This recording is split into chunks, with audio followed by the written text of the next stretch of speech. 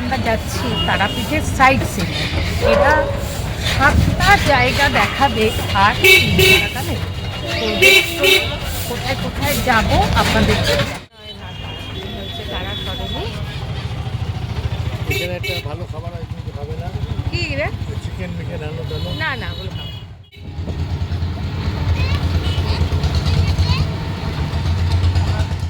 জগন্নাথ দেবের মন্দির দর্শন করতে প্রথমে নিয়ে যাচ্ছে। দুপাশের দৃশ্যগুলো দেখুন, সবুজে ঘেরা, দূর দূরান্ত পর্যন্ত কি অপূর্ব লাগছে, আর এত সুন্দর হাওয়া বইছে না। আমাদেরকে নিয়ে এসেছে দেখুন বাঁকে বিহারী আর জগন্নাথ দেবের মন্দির। প্রথমেই রয়েছে একটা বিশাল বড় তোরণ দেখতে পাচ্ছেন, আর আমি একটু ভুল বলেছিলাম, এটা হচ্ছে বাঁকা রায়। আর তোরণের একদম ওপরে মহাপ্রভুর নগর কীর্তনের দৃশ্যটি মূর্তির আকারে অপূর্ব সুন্দর ফুটিয়ে তোলা হয়েছে। আর এই দেখুন সামনে দুপাশে দুটো খয়েরি রঙের সিংহ রয়েছে, তার মানে সিংহ দুয়ার দেখতেই পাচ্ছেন।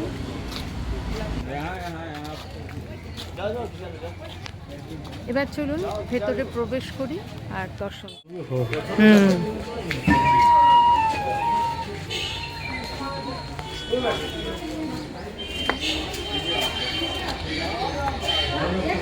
আচ্ছা, দিয়ে প্রবেশ করেই এখানে আপনারা জুতো খুলে রাখবেন। আর শ্রী শ্রী নিত্যানন্দ প্রভুর পিতা হারাই পণ্ডিতের পাতাল শিব মন্দির, এটা হচ্ছে শিব মন্দির দেখতে পাচ্ছেন।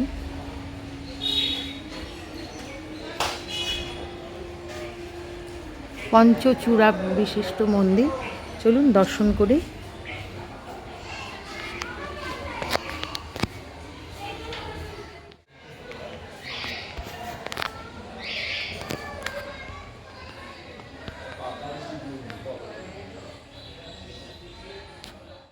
ব্যাগ রয়েছে, আপনারা নিতে পারেন।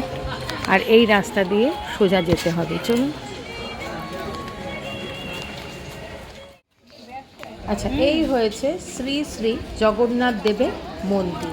একদম সামনেই দেখুন অরুণ স্তম্ভ,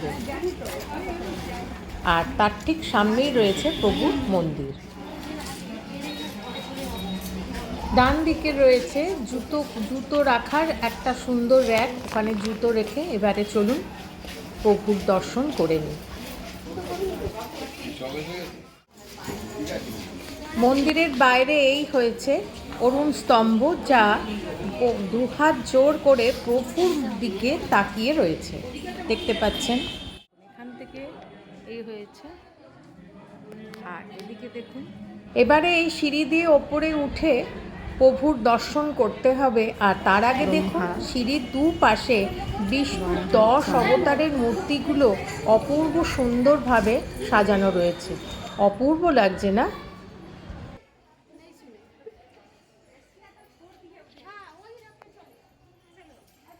আপনাদেরকে প্রথমেই বলে রাখি, এখানে কিন্তু ভিডিওগ্রাফি বা ফটো তোলা একবারের জন্য অ্যালাউ নেই, তাও আপনাদের যেইটুখানি পারবো দেখাবো। এই দেখুন সামনেই অপূর্ব সুন্দর ওপরে ঝাড়বাতি, আর এটা হচ্ছে গরুড় দেবতা।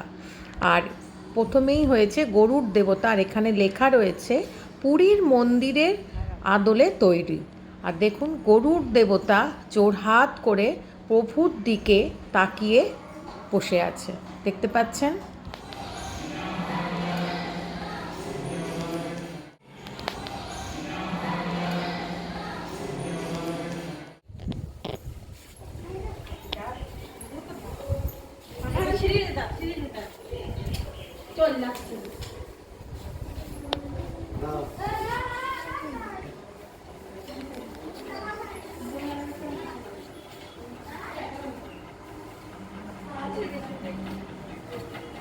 এটা হচ্ছে শ্রী শ্রী রাধা রমন চরণ দাস দেবের সেবা।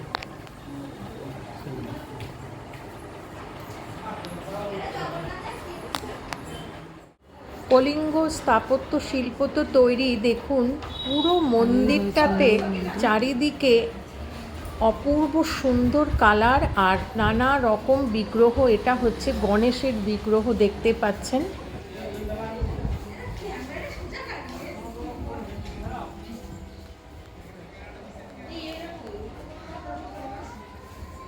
এই হয়েছে বিমলা মাতার মন্দির।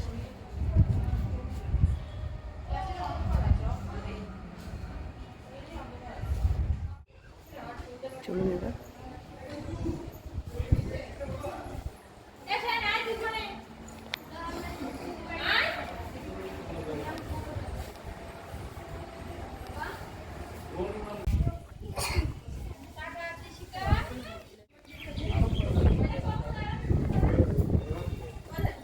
এটা কি? ও, লক্ষ্মী মাতার মন্দির।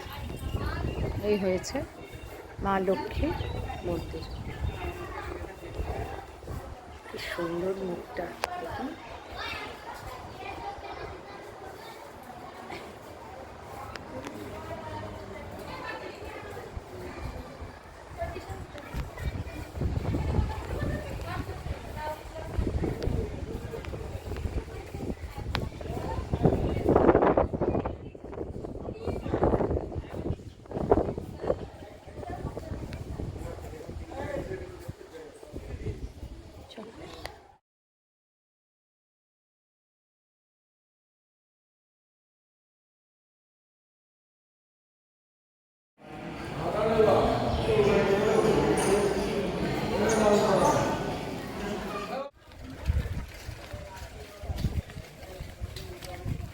মন্দির দেখার পরে তার বাঁদিকেই রয়েছে বাঁকে মন্দির, তাই তো?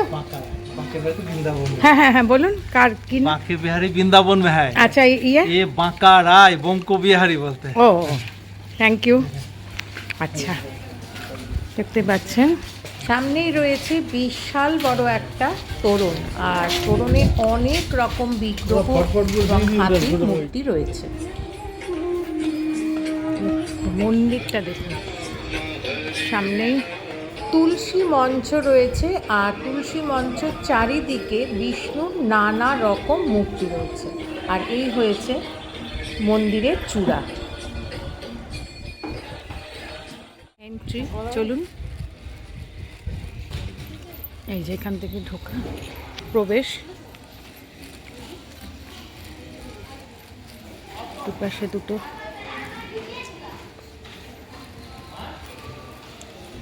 আর এই হয়েছে পঞ্চতন্ত্র, অনন্ত শয্যায় শ্রী বিষ্ণু বিগ্রহ তো তুলছিলাম।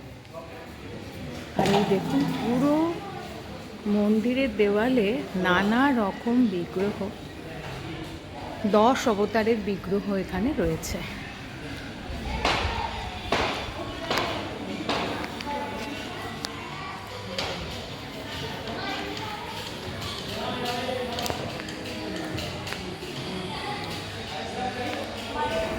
মন্দিরের ভেতরের বিগ্রহ ফটো তোলা নিষেধ, সুতরাং আপনাদের যেটুখানি পারলাম আমি দেখালাম। রয়েছে দেখুন, এখানে অনেক কিছু কেনার জিনিস আছে, আপনারা কিনতে পারেন।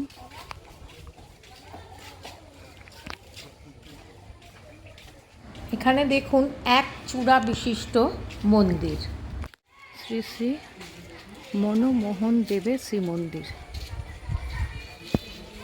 ভিতরে রয়েছে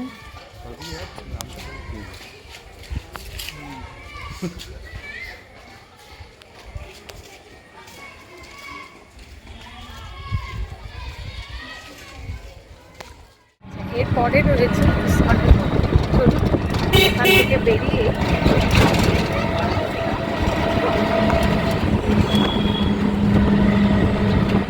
মন্দির, এখানে কিন্তু থাকারও ব্যবস্থা রয়েছে, দেখতেই পাচ্ছেন। চলুন।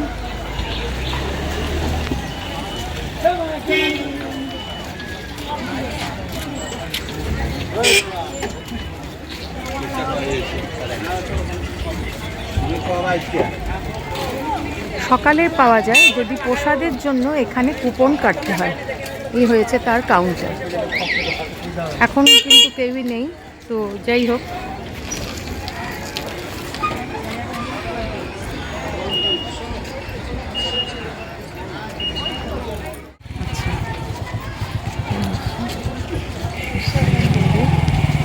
চলুন, প্রবেশ পথ হচ্ছে ওইখানে, আসো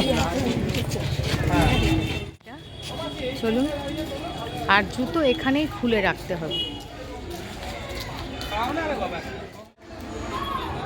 সব প্রসাদী নিতে পারেন। আর এখানে অনেক কিছু ব্যাগ থেকে আরম্ভ করে নানা রকম ইসকনের বই সবই পাবেন, দেখতে পাচ্ছেন।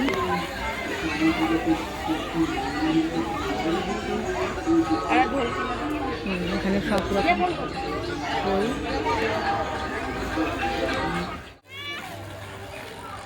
এই হয়েছে মন্দিরের প্রবেশের পথ। আর প্রবেশের পথের একদম ওপরটায় দেখুন দুপাশে দুটো ময়ূরের অপূর্ব সুন্দর মূর্তি রয়েছে।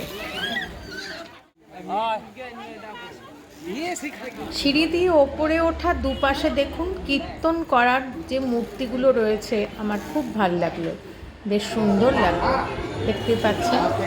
এই সিঁড়ি দিয়ে এবার ওপরে উঠতে হবে, চলুন।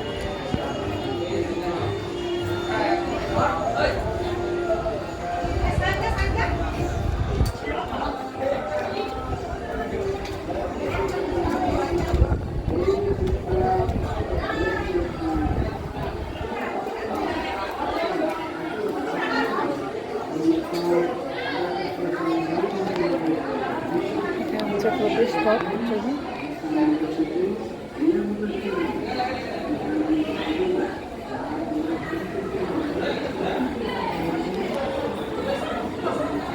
আপনাদের প্রথমেই বলে রাখি, এর ভেতরে ভিডিওগ্রাফি বা ফটো তোলার কোনো অনুমতি নেই। তবু আমি যেইটুখানি দূর থেকে পারছি আপনাদেরকে দেখানোর চেষ্টা করছি। আমি জানি না কতটুকু দেখাতে পারবো।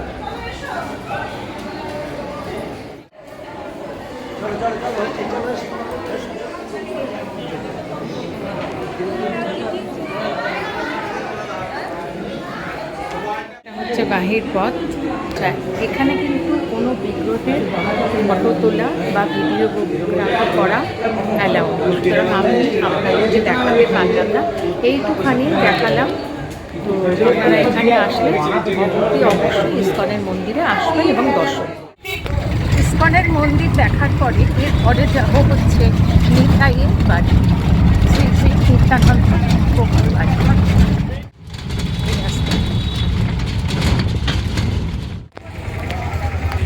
আমি এখন দাঁড়িয়ে আছি শ্রী শ্রী নিত্যানন্দ প্রভুর জন্মস্থান, জন্মভূমি।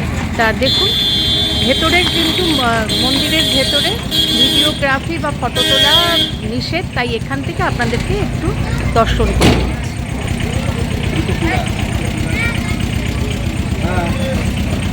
এই হয়েছে দেখুন শ্রী শ্রী নিত্যানন্দ প্রভুর জন্মস্থান নিতাই বাড়ি। আর এই দেখুন এক চক্রা ধাম, ঠিক আছে, এক চক্র ধাম, গর্ভবাস, বীর চক্রপুর, বীরভূম। এই হয়েছে অপূর্ব সুন্দর কারুকার্য করা তোরণ। তোরণের দুপাশে দেখুন সাদা হাতির ওপরে দুপাশেই রয়েছে সাদা ঘোড়া, আর অপূর্ব সুন্দর বিশাল বড় তোরণ। চলুন এবার তাহলে প্রবেশ করি।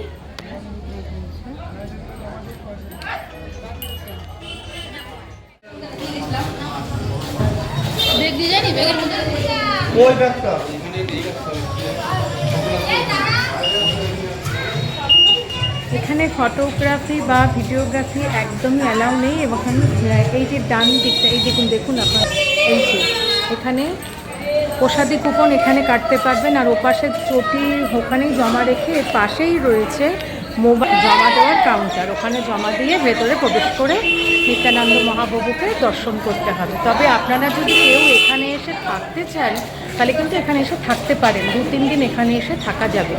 এখানকার গেস্ট হাউস আছে। আর বেড ভাড়া হচ্ছে ডবল বেড বা ট্রিপল বেড 800 টাকা। আর এখানে 3 বার আপনাদের ভোগ প্রসাদ পাবেন, কিন্তু তার জন্য মূল্য দিতে হবে। এ না যে আপনাদের এখানে খেতেই হবে, তবে এখানে না খেলেও আপনারা এখানে এসে থাকতে পারেন।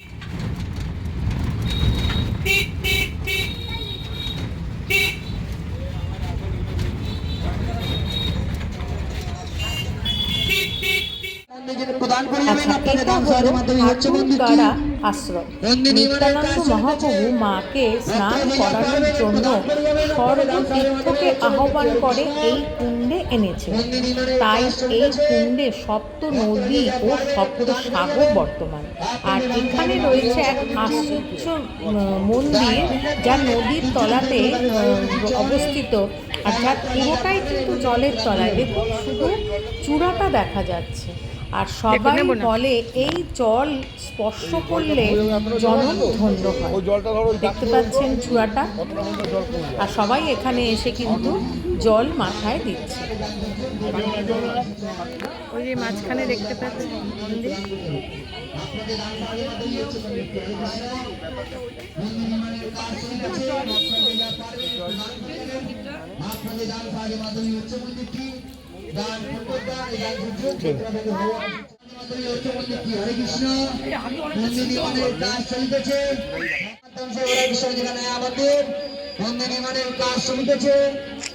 মানে হয় প্রদান করে যাবেন আপনাদের দান সাহায্যের মাধ্যমে হচ্ছে মন্দিরটি।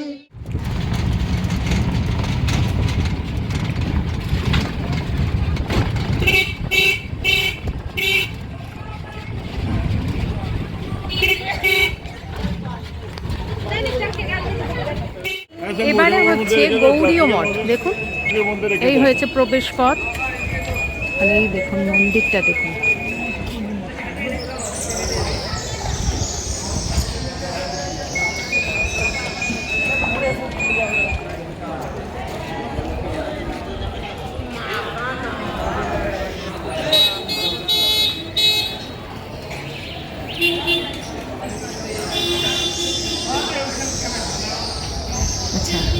এখানে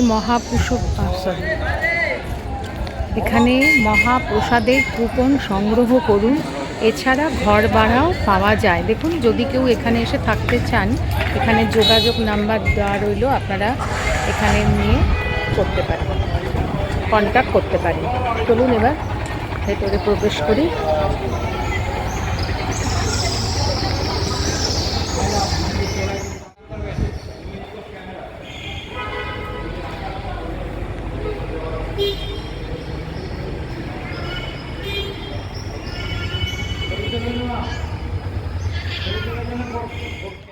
আচ্ছা, এখানেও কিন্তু বিগ্রহের ফটো তোলা বা ছবি তোলা বা ভিডিওগ্রাফি করা গেল না। সুতরাং আপনারা এখানে আসলে গৌর নিত্যানন্দের বিগ্রহ দেখতে পাবেন, কিন্তু এখন বন্ধ আছে। দেখতে পাচ্ছেন, আপনারা আসলে এখানে আসলে সমাধি মন্দিরটা দেখুন।